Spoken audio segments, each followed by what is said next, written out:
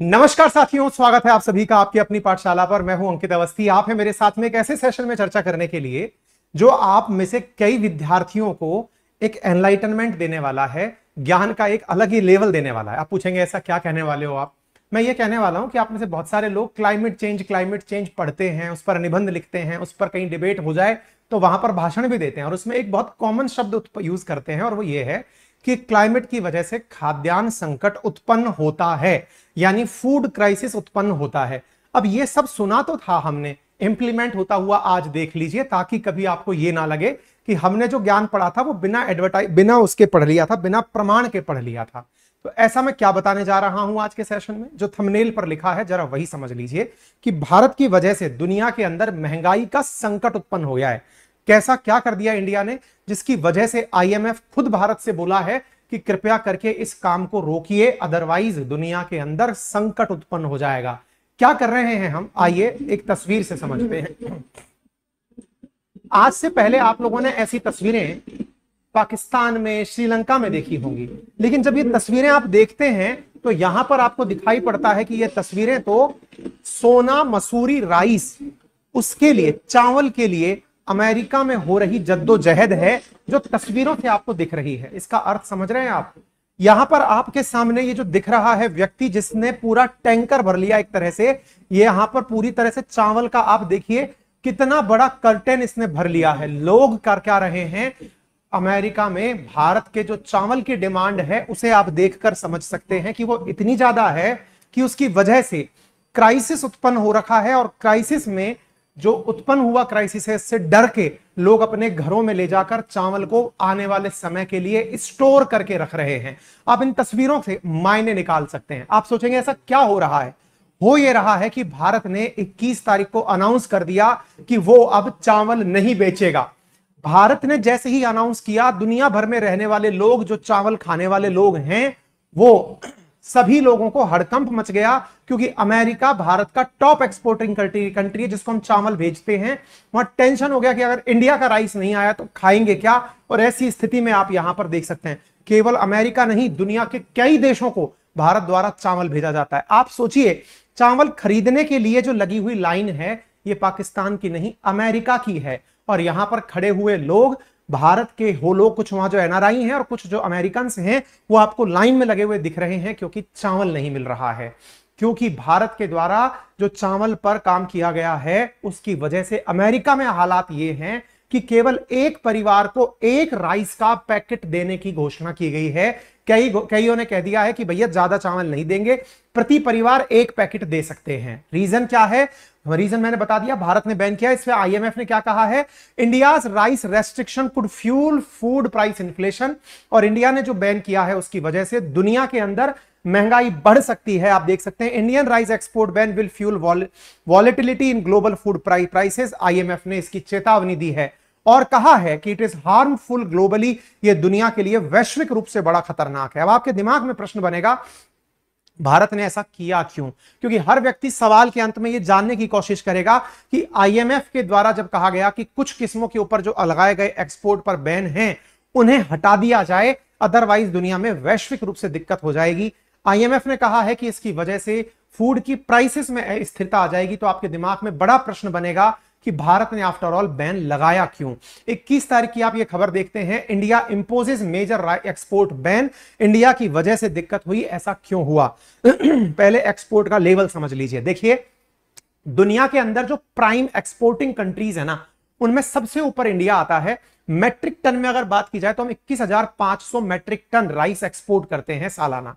भारत में कुल चावल का उत्पादन 13.55 करोड़ मैट्रिक टन होता है प्रति वर्ष।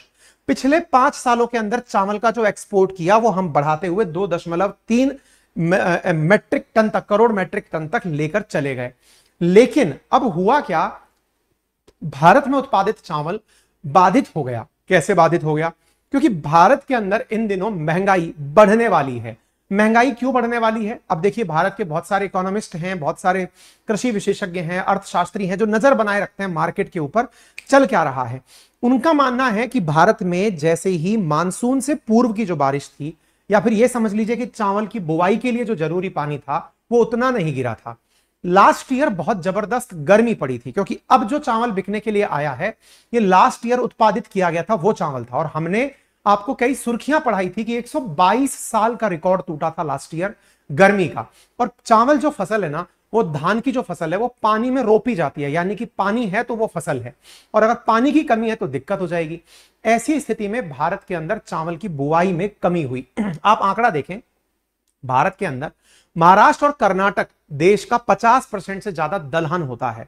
पश्चिम बंगाल के अंदर धान का सबसे अधिक उत्पादन होता है, क्योंकि पश्चिम बंगाल के क्षेत्र में पानी बहुत है। दलहन और धान की बुआई अगले 2 हफ्ते काफी महत्वपूर्ण है।